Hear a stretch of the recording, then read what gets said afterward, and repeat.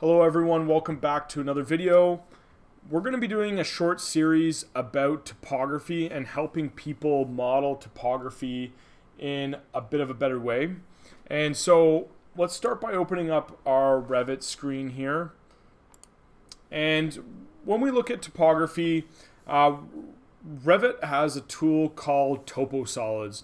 And so if we go up here to the top, there's a tab called Massing and Site. We're going to click Toposolids here, and we're going to start by drawing a box here, and I'm just going to stay around 100 by 100. The exact size doesn't need to be perfect for the purpose of this video, and we're going to hit our check mark here.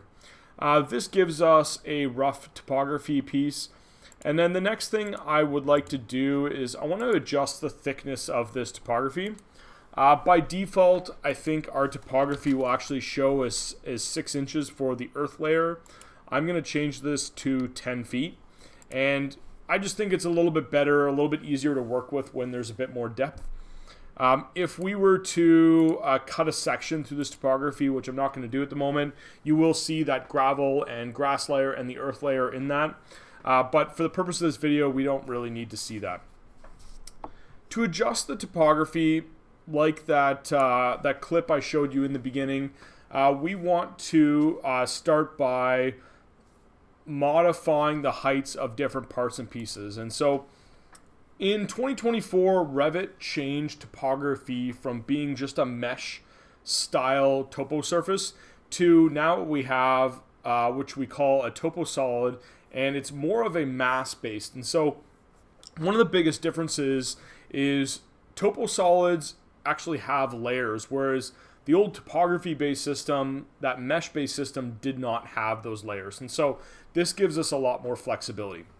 With that being said, how we adjust contours and the grading of topography actually isn't much different, but physically how we do that changed a little bit. And so before, in previous versions, you would adjust points. In today's topography, you create a boundary and then you place those points within inside that boundary. And so just again, it's a little different, but ultimately I think a lot better. And so with our topography surface, you can see we have our grass layer here. Let's start by clicking the actual surface itself. And you can see over here on the left-hand side, we have height above level. We don't want to touch that. I usually try to leave that height above our height from level as the default, which is 0. And what we actually want to do is we want to go up here and use these series of buttons. And so let's start by clicking our modify subelements button. And with that being said, we can lower one side. And so I can actually grab a point, or I can grab a whole side of the topography. And we're going to click in here, and we're just going to lower this by -5, so -5 feet. And you can see Revit automatically creates those topo, the lines or contour lines to show the different heights, and those are at 1 foot increments by default from Revit. So now that we have that there, we can play with some other things. So we can click up here and click add point. And this add point allows us to add a point anywhere in this topography surface. And so before I click anything, you'll see up here we have absolute and a long surface.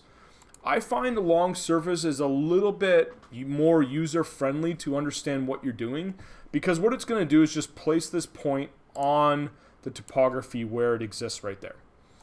Once we place that point, we could theoretically edit it, but just to show you the difference, if I click absolute here, our absolute elevation will be 0, and if you notice back over here on the side, our elevation over here is 0, and so really we're placing this point on the level 1 on that 0 plane. So if I click here, you can see it automatically lifts that topography in that area. There is another way we can do this. We can actually use a line for topography, and so again, we could do a long surface, or actually let's do absolute, and we'll just keep that like this, and we can draw a line across. And you'll see as soon as I click here, it's going to modify those points to match that. And with these points, we can go up and down. So I can either use these arrows, or I can actually physically type in a number. We can also grab this line the same way we did with the sideline. So let's make this 3 feet, and now we have a topography surface along here. And so again, we can adjust these lines. We can move this, we can move it down. And so you have a lot of customization and control with the topography this way, and it allows you to start editing it. So stay tuned for other videos. We're going to walk through a bunch of different processes on how to edit topography, placing pathways, bringing topography in from contour lines such as CAD files. We're going to look at other shapes and different grading techniques. And so there's going to be a whole series of videos on how to work with topography. Thanks for watching. Stay tuned for more.